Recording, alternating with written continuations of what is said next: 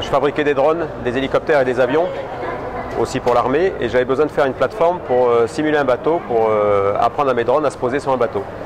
Et puis j'ai mis un volant dessus, et je ne pouvais plus fermer l'usine parce que tout le monde faisait du simulateur. Je me suis dit, ben, allez, on part dans le ludique.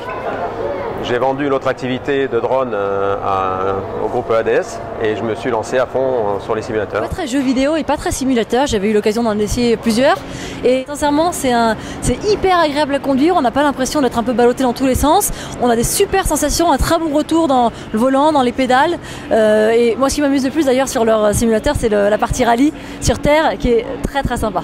De A à Z on fabrique tout en France, la base du logiciel, le moteur du jeu.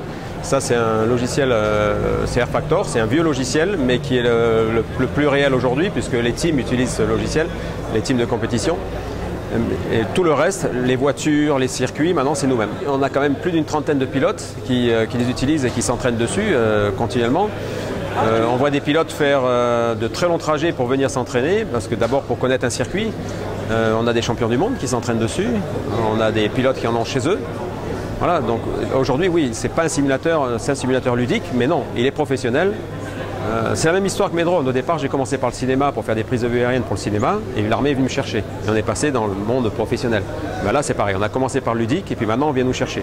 Il y a des teams qui l'utilisent aussi. C'est vraiment réel, on peut sortir tous les acquis comme une vraie voiture, on règle la voiture, on fait tourner l'ordinateur qui nous dit les meilleures trajectoires, c'est impressionnant. De toute façon, ça va devenir incontournable. Quand j'ai essayé le produit, j'ai vraiment été agréablement surpris et surpris de la compétitivité de ce produit pour apprendre les circuits, pour progresser déjà sur un simulateur, parce que moi j'ai connu les simulateurs F1, et c'est vrai que des simulateurs comme ça, il y en a un peu beaucoup qui sont sortis, mais celui-là pour moi c'était tellement quelque chose d'efficace et de performant que ça m'a convaincu. Il y a le circuit de le Moscow Raceway qui est sorti, qui a été inauguré pour les World Series. Le vendredi, il n'était pas fini.